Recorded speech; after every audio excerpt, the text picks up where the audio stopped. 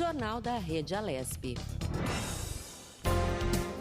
vamos de mais entrevista no Jornal da Rede Alesp desta quinta-feira. Você acompanhando as informações do Legislativo Paulista, nós vamos falar agora com Carlos Américo Pacheco. Ele é diretor-presidente da FAPESP. Ele nos fala sobre o governo de São Paulo, que vai garantir aí a integralidade dos recursos da FAPESP em 2021. Boa tarde, Carlos. Seja bem-vindo ao Jornal da Rede Alesp. Boa tarde, é um prazer falar com vocês. Carlos, o professor Pacheco traduzindo essa notícia, o que significa receber recursos do Tesouro em forma integral para pesquisa em 2021? A FAPESP, quando foi criada por uma emenda na Constituição do Estado de São Paulo. Primeiro lá em 47, na Constituinte 47, e depois referendada em 89. E a Constituição, na verdade, os deputados, a Assembleia Legislativa, a Assembleia Constituinte, decidiu fazer uma dotação era 0,5%, e em 89 passou para 1% da Receita Tributária de São Paulo, para que a FAPESP financiasse o desenvolvimento científico e tecnológico de São Paulo. Nós financiamos pesquisa científica e inovação. Porque, na verdade, os parlamentares dizem assim, isso aqui é estratégico, é longo prazo e precisa de estabilidade. Então, o fato da gente ter esse anúncio de que isso que está previsto na Constituição vai ser respeitado, como tem sido respeitado nos últimos 60 anos, é muito importante por conta da estabilidade de longo prazo. O que se investe em pesquisa, o que se investe em inovação, é um investimento permanente e, às vezes, projetos de 4, 5, 10 anos, e essa estabilidade permite que a Fundação planeje suas atividades e atenda melhor os interesses do desenvolvimento econômico, social e científico do Estado de São Paulo. Agora, Carlos Américo, eu gostaria de saber aqui na Alesp, né? O deputado Itamar Borges também repercutiu essa notícia em seu site e afirmou que é fundamental a manutenção da pesquisa. Ele, inclusive, apresentou a emenda ao projeto orçamentário 2021, a LOA. O quanto o professor manter esses valores é essencial aí para as pesquisas em nossas universidades públicas e quanto é essencial a ajuda do nosso legislativo nessa questão. Bom, primeiro deixa eu mencionar, o deputado Itamar Borges faz um excelente trabalho, inclusive na frente parlamentar do empreendedorismo, tem sido um defensor incansável dessa coisa do desenvolvimento tecnológico, da inovação e, sobretudo, na pequena empresa. Junto com ele, na verdade, vários parlamentares se mobilizaram na Assembleia Legislativa em defesa da FAPESP.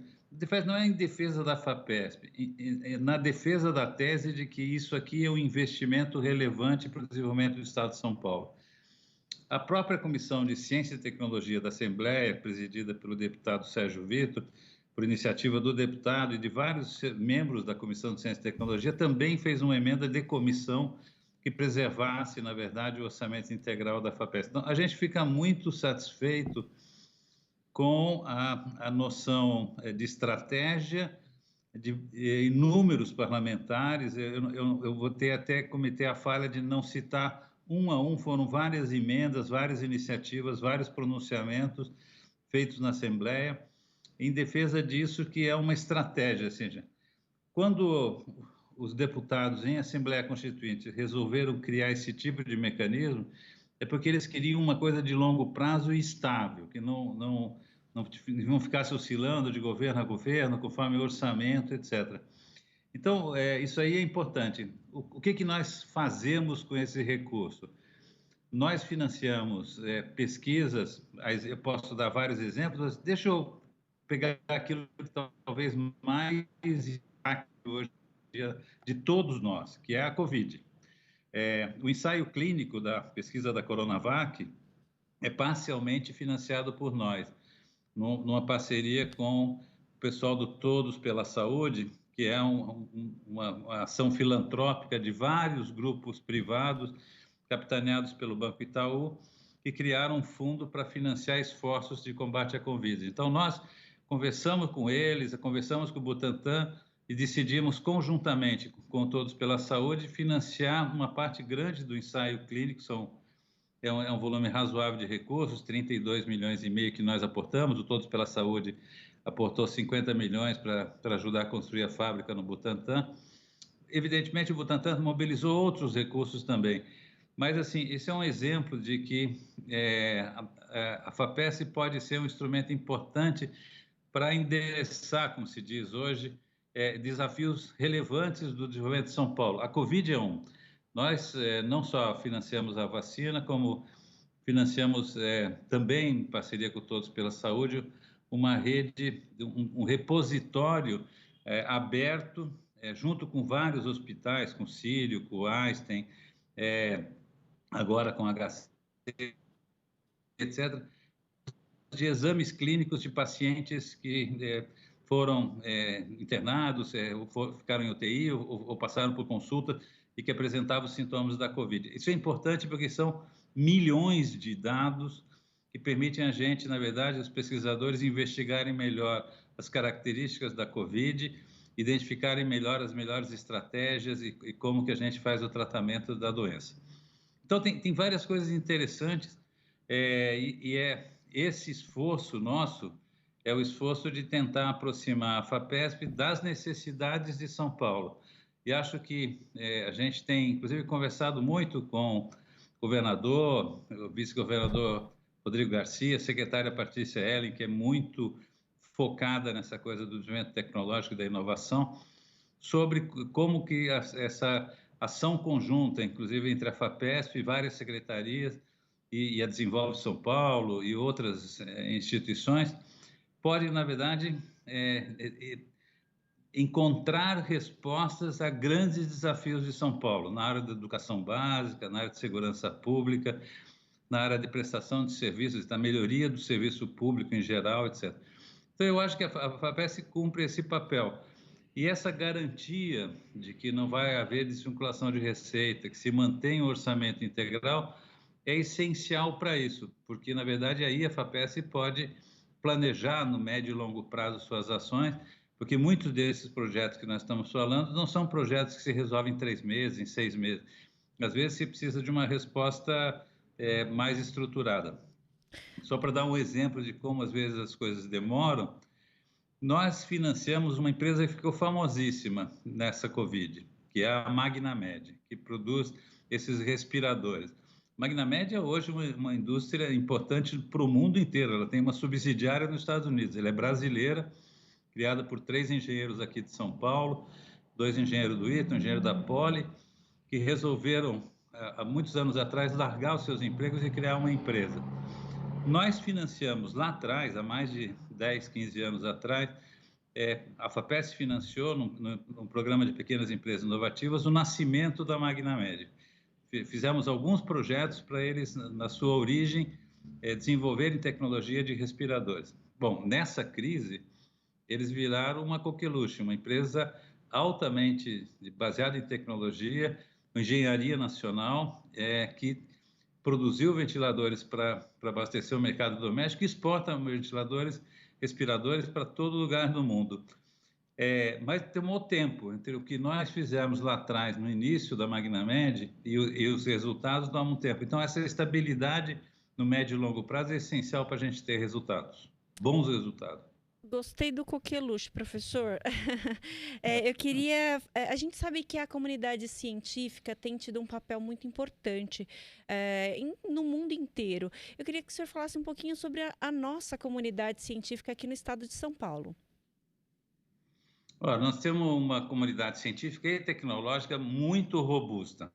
A gente tem mais ou menos, em São Paulo, o relatório anual da FAPESP sai sempre numa figura com dados sobre o que é o Sistema Paulista de Ciência e Tecnologia. Nós temos mais ou menos 80 mil pessoas, um pouquinho menos que 80 mil pessoas, que se dedicam integralmente à pesquisa no estado de São Paulo.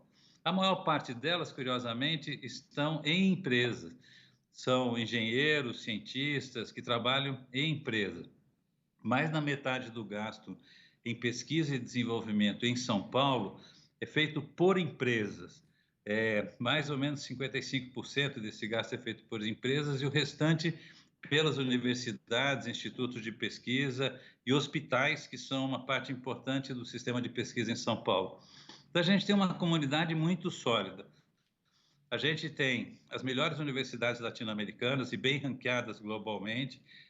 A gente tem empresas que são empresas hoje com visibilidade internacional. Por exemplo, a Embraer, mas há várias outras do status da Embraer. Então, a gente tem um sistema que eu diria que é bastante robusto em termos de qualidade do que a gente produz. E a gente tem formado, São Paulo sempre foi o centro da formação de recursos humanos qualificados do país. O estado que responde por 30% da formação de doutores, de mestres, uma equipe muito grande de pessoas que têm pós-doutorado e têm uma formação super qualificada. Na verdade, o que permite, às vezes, a gente conseguir dar respostas rápidas a desafio tipo a Covid é ter esse background, é ter esse suporte de ter gente muito qualificada que estudou ao longo de muitos anos virologia, epidemiologia, etc. É isso que permite a gente responder a quando tem desafios dessa natureza. Nós, na Covid, fizemos o que a gente chama de um edital de resposta rápida. O edital de resposta rápida é o seguinte: os grupos de pesquisa que a gente já tinha financiado podiam aplicar para recursos na FAPESP dirigidos a pesquisas sobre a Covid e o vírus. Foi tão impressionante que a gente lançou a chamada, 4 dias depois a gente já estava contratando o primeiro projeto. Quer dizer, era para ser rápido, para não perder tempo, etc. Mas isso só foi possível porque tinha muita gente que tinha sido treinada e qualificada. Nós investimos muito nos últimos 15 anos nesses assuntos de vírus, epidemiologia, etc. Porque nós tivemos lá atrás a dengue, nós tivemos Zika, nós tivemos... Então, nós fomos investindo em gente muito qualificada, em grupos de pesquisa que conheciam virologia, conheciam epidemiologia, e isso permitiu a gente, inclusive, mobilizar toda essa força de trabalho quando veio a Covid. Então, a gente fica muito satisfeito quando a gente vê que consegue dar resposta a problemas que são problemas graves. E o que não nos falta, na verdade, no Brasil, são problemas para enfrentar nos próximos anos e décadas, etc. E é preciso mobilizar essa comunidade, a competência criada dessa mobilizada, para esses desafios. A gente diz, na gíria interna do palavreado nosso, de que são pesquisa orientada a problema, que é o que o mundo inteiro, na verdade, tem tentado fazer. As políticas mais recentes de ciência e tecnologia do mundo inteiro são o que se chama em inglês mission oriented, ou seja, pesquisa ou políticas orientadas à missão. E todo mundo, na verdade, fica olhando lá atrás, quando os Estados Unidos resolveram mandar um homem à Lua, aquilo é um exemplo de missão, uma missão gigantesca, mobilizando tudo que é tipo de recurso e tudo que é tipo de competência para alcançar aquele objetivo. E agora, com esses desafios de pandemia, mas com os desafios das metas do desenvolvimento sustentável, está todo mundo procurando que suas políticas sejam orientadas para a missão. Eu acho que a nossa comunidade científica e tecnológica está super preparada para enfrentar esses desafios das novas missões que nós temos pela frente. O senhor falou sobre a vacina do coronavírus, né? A Coronavac, que está em estudo aí na FAPESP. Quais outras vacinas, quais outras medidas de mitigação da pandemia vocês estão adotando aí e pesquisas também para contribuir nesse momento que a gente está vivendo? Bom, internamente na Fundação, nós seguimos todos esses protocolos estabelecidos pelo governo de São Paulo, que são muito bons e que permitem a gente ter uma orientação bem estabelecida, bem coordenada de como se comportar na pandemia, com relação aos nossos colaboradores internos, nosso trabalho está basicamente à distância, em forma virtual, poucos dos nossos colaboradores têm frequentado fisicamente a Fundação, então a gente segue os protocolos. Em paralelo, é evidente, nós financiamos muito esforço de na área relacionada à Covid. Nós financiamos algumas pequenas empresas que estão desenvolvendo equipamentos médicos ou metodologias para a relação à Covid, máscaras. A gente financiou uma empresa de nanotecnologia que desenvolveu uma máscara diferenciada para a Covid. Ajudamos a financiar outras iniciativas feitas nas universidades sobre respiradores e máscara. E outras iniciativas de empresas interessantes, por exemplo, medir mecanismos de aferição de temperatura à distância, sem precisar que você use aquele medidor e encoste no corpo da pessoa que está medindo, mas, na verdade, usando medidores à distância para poder avaliar a temperatura, inclusive não apenas individual, mas, às vezes, de populações grandes. Você poder fazer num estádio de futebol, aferir as temperaturas e saber se tem algum ponto, alguma pessoa ali dentro naquela multidão que merece uma atenção, um cuidado, etc. Então, são empresas que desenvolvem isso. E muita investigação dentro da área de bioquímica, da área de biologia, da área médica, dentro inclusive dos hospitais universitários, muita coisa sendo feita. Aferições de terapias, quais as terapias que funcionam quando não estão... aferição daquilo que talvez seja a coisa que a gente menos conhece do vírus, que são as consequências do vírus que vão além do que a gente conhece da febre e do cansaço e do problema respiratório, porque ele tem inúmeros outros impactos neurológicos, cardíacos. Então, a gente tem financiado grupos nas universidades, nos hospitais, que realizam pesquisa com esforços de tentar entender o vírus. É uma coisa curiosa, que é um vírus super simples, um vírus minúsculo do ponto de vista de tamanho, com uma estrutura relativamente simples, mas que causa um enorme estrago do ponto de vista de saúde pública, não só pela incidência, pela morte, pela velocidade com que ele se transmite, mas também pelo que a gente não entende o que são as suas consequências em diversos órgãos do corpo humano e os impactos que isso tem em outras consequências da infecção pelo vírus, né?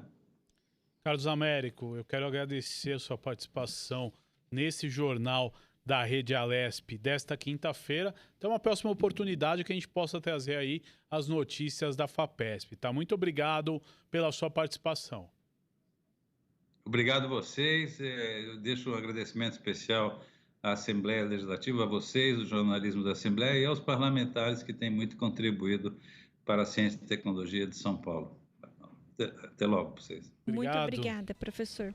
Este foi o professor Carlos Américo Pacheco, diretor-presidente da FAPESP, trazendo informações aí sobre os projetos da instituição para o ano de 2021, né, Melissa? Exatamente, uma informação importante, muito importante.